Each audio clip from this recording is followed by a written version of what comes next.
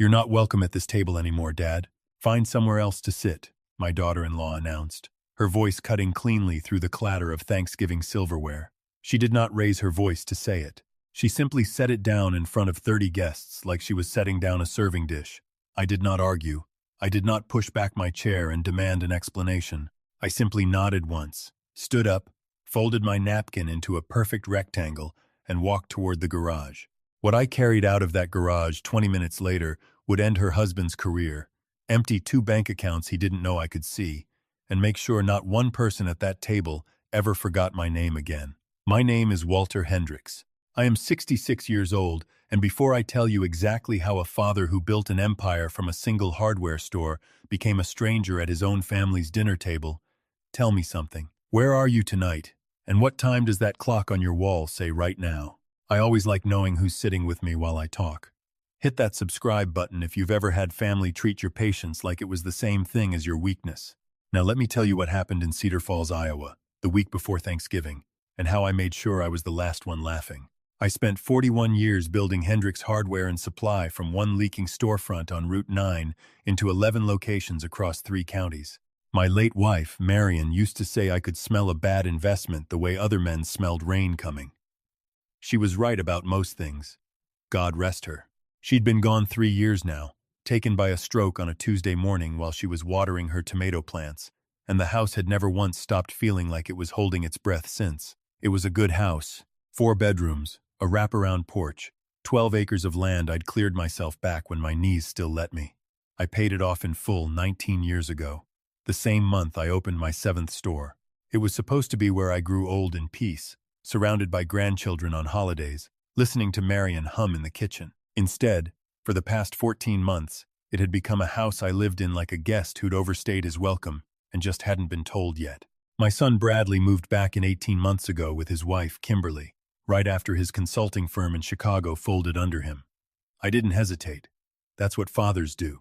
I gave them the East Wing, the one with the good light Marion always loved, and I told them to stay as long as they needed. 6 months later, Kimberly suggested, ever so gently, that maybe I'd be more comfortable in the smaller guest room downstairs, closer to the bathroom, since my hip had been giving me trouble. I moved my things down without a word. 3 months after that, Bradley mentioned he needed a proper home office to relaunch his consulting practice, and wouldn't it make sense to use my study, since I barely used it anymore anyway. I packed up 40 years of ledgers and photographs into cardboard boxes and carried them to the basement myself. Nobody offered to help me carry the boxes down those stairs. I noticed that. I noticed everything, actually. I'd spent 4 decades reading balance sheets for a living, learning to see the difference between a business that was struggling honestly and one that was quietly being bled dry from the inside. I had simply never expected to need those instincts inside my own home. It started with small things that I told myself were nothing. Bradley's new business cards arrived, embossed, heavy stock, the kind that cost real money for a man who supposedly had no income. Kimberly's car in the driveway changed from a modest sedan to a leased BMW within 4 months. There was a contractor's truck parked out front for 2 full weeks in September. And when I asked what work was being done, Bradley told me they were just patching up some drywall in the basement. I hadn't authorized any contractor. I hadn't signed anything. I chalked it up to Bradley trying to be helpful, fixing up the house I'd let go quiet since Marion passed. I wanted, badly, to believe that.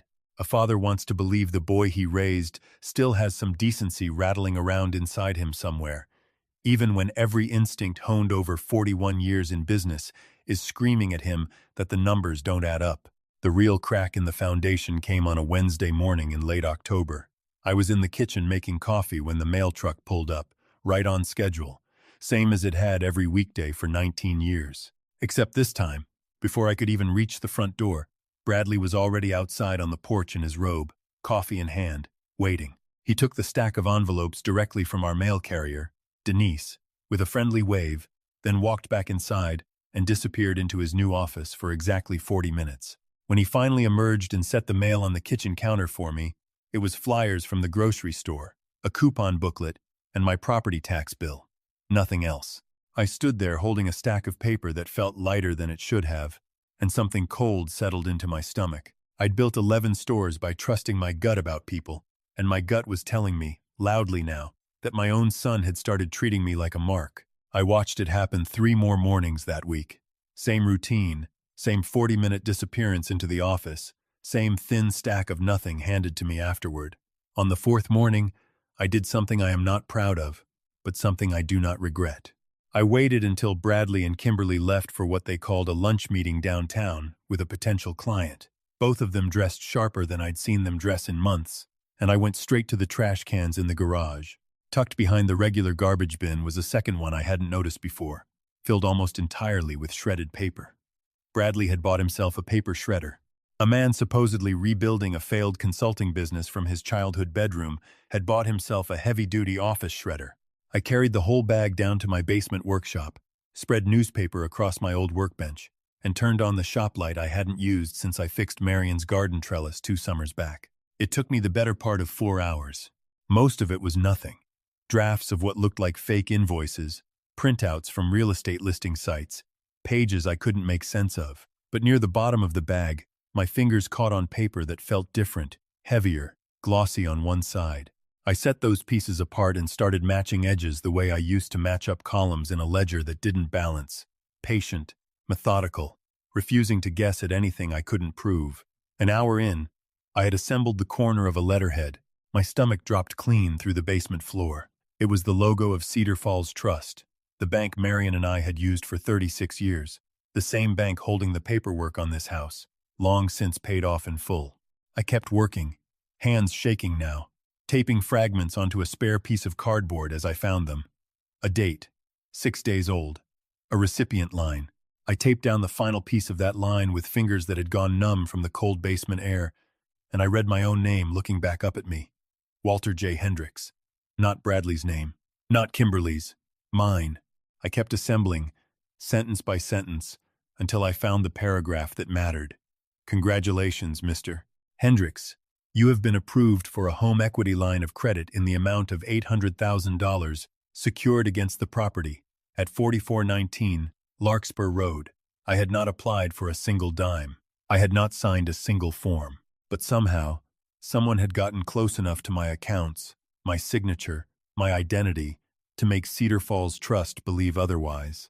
I sat on an overturned bucket in my own basement for a long while after that, staring at those taped-together pieces until the shop light started to blur. $800,000. Against a house I'd paid off with 19 years of sweat and every ounce of stubbornness Marion used to tease me about. If Bradley was bold enough to forge a loan application in my name, I needed to know what else he'd already gotten his hands on. I thought immediately of Marion's wedding set, the one I'd had appraised 2 years back for the insurance, sitting in the small fireproof safe in my closet, the one only Marion and I had ever known the combination to.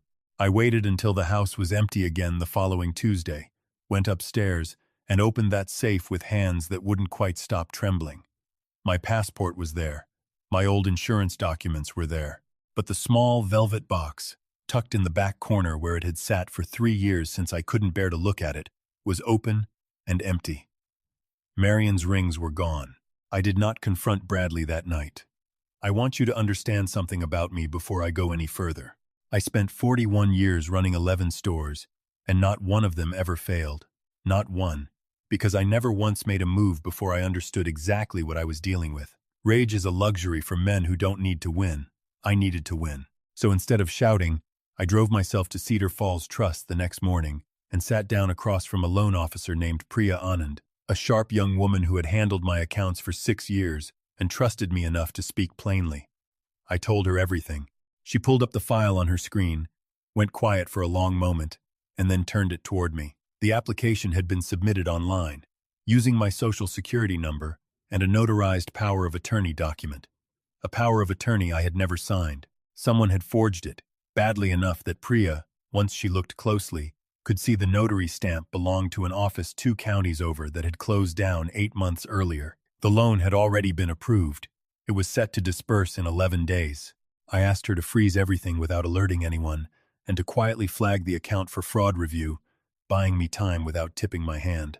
Then I did something I'd never had reason to do in 19 years of living in that house. I drove to an electronics store 40 minutes away, paid cash so there'd be no card statement Bradley could stumble across, and bought 4 small wireless cameras with audio, along with a battery backup unit. Diane would have laughed at me, An old man learning to install spy equipment off a video on his phone, hunched over the kitchen table with reading glasses sliding down his nose. It took me 2 nights, working after Bradley and Kimberly had gone to bed, to place them where they needed to be: the office doorway, the kitchen, the front hall, and the sunroom where I'd started noticing Bradley taking calls with the door shut. What I heard over the following 9 days rebuilt every piece of the puzzle I'd been missing. Bradley's consulting firm hadn't folded from bad luck.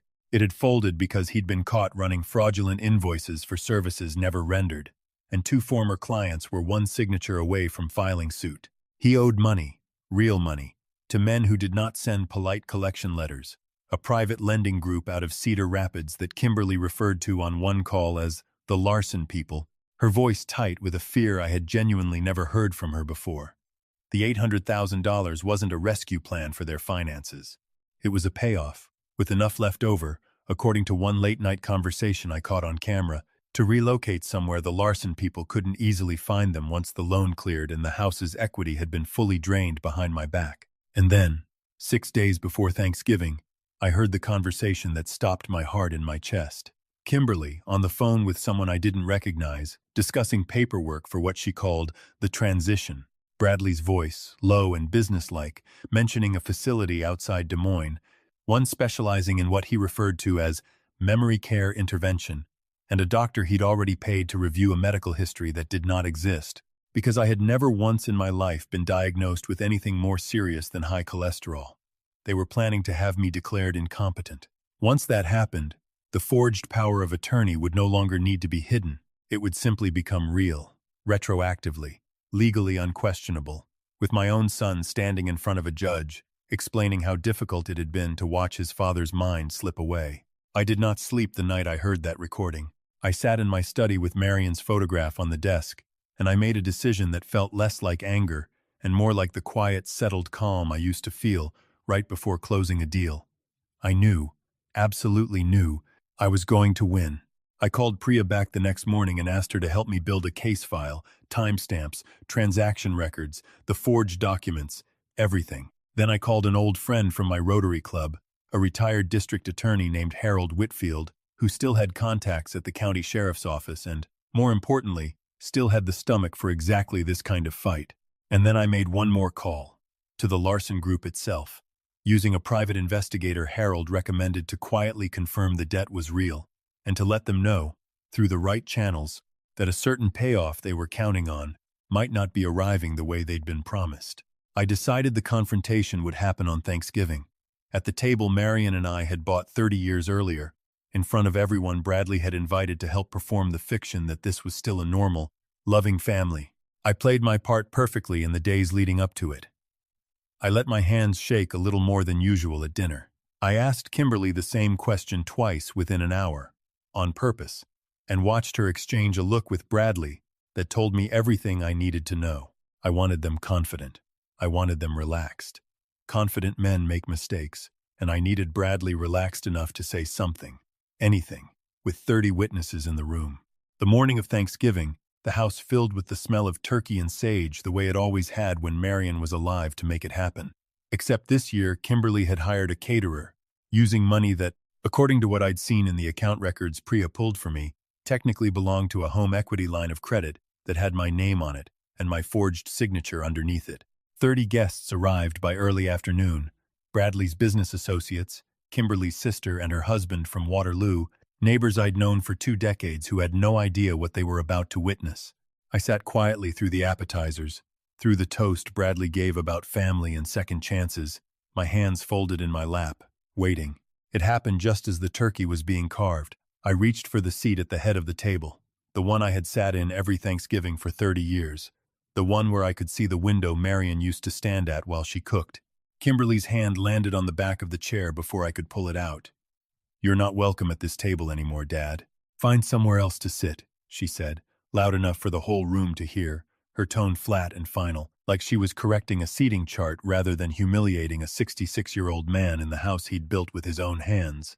Bradley didn't say a word in my defense. He looked down at his plate. 30 guests went silent, forks frozen halfway to open mouths, and I felt every single one of them waiting to see what a broken old man was going to do. I did not raise my voice. I did not argue. I simply nodded once, folded my napkin into a neat rectangle, set it beside my untouched water glass, and stood up from the table. I told the room I needed some air, and I walked out through the kitchen toward the garage, my footsteps steady on the hardwood floor Marion and I had installed together in 1994. What none of them knew was that Harold Whitfield's contact at the sheriff's office, along with 2 officers, were parked 1 street over, waiting on my signal. What none of them knew was that a black sedan carrying 2 representatives from the Larson Group had been sitting quietly at the end of my driveway for the last 20 minutes, watching the house, waiting on a call of their own. And what none of them knew, most of all, was that every single word spoken in that dining room for the past 9 days had already been captured, time-stamped, and handed over to a man with 38 years of legal experience who did not particularly enjoy watching elderly friends get robbed by their own children. I walked back through that front door 4 minutes later, and this time, I wasn't alone. Harold walked in first, calm as church, followed by 2 uniformed officers, and behind them, framed in my own doorway with the cold November air pouring in around them, stood 2 men in dark overcoats I did not know personally but recognized instantly from the photographs the private investigator had shown me. The dining room shattered into chaos the moment they crossed the threshold. Kimberly's sister gasped and knocked over a wine glass, the sound of it shattering against the hardwood ringing out over the sudden scraping of 30 chairs being pushed back at once. Kimberly went white as the tablecloth. Bradley shot up out of his seat so fast he nearly knocked the carving knife off the table. "What is this?" Bradley demanded, though his voice cracked halfway through the sentence, betraying him before I said a single word. I did not answer him directly. Instead, I looked at the 2 men from the Larson Group and gave the smallest nod. The taller one spoke first, his voice flat and businesslike, informing Bradley that the $450,000 he owed them was due in full within 72 hours, and that the arrangement they'd previously discussed, involving a certain home equity payout, was no longer something they were willing to wait on quietly. Bradley's face drained of every last trace of color.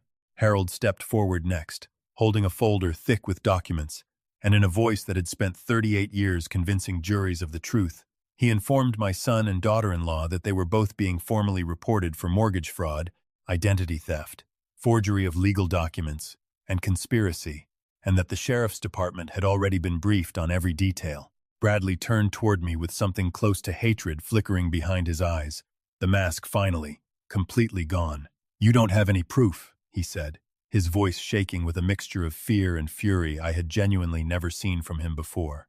"It's your word against mine, and everyone at this table has watched you get confused lately, Dad. Everyone's seen it."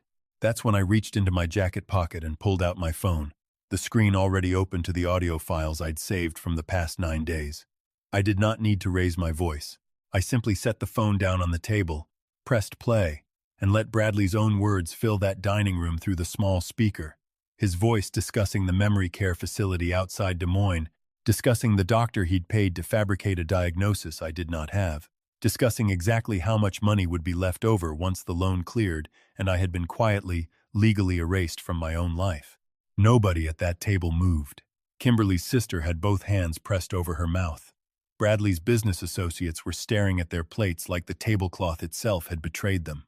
And Bradley stood there, in the house I built, at the table his mother had chosen 30 years earlier, utterly exposed in front of every person he'd invited to witness what he thought would be my quiet, dignified removal from my own family. I looked at my son for a long moment, and I told him, quietly, that a man who spends 41 years building something with his own hands learns to recognize rot long before it ever reaches the surface. I told him I had recognized it in him months ago, and that everything after that had simply been patience. The officers read Bradley his rights at my dining room table, while the turkey went cold in front of 30 stunned guests. Kimberly was taken in separately for questioning within the hour. Once Harold made it clear the forged power of attorney bore her handwriting on 2 supporting documents, the Larson Group's men left without another word, satisfied, apparently, that their debt would now be handled through channels considerably less comfortable for my son than the ones he'd been counting on. I stood in my own front hallway and watched 2 patrol cars pull out of my driveway. Watched my son's face pressed briefly against the window of the back seat before it turned away, and I felt something in my chest that wasn't quite triumph and wasn't quite grief, but sat somewhere heavy and honest between the two. The house was quiet again by 9 that evening. The caterers gone. The guests gone. 30-place settings still sitting untouched, around a turkey nobody had gotten to eat.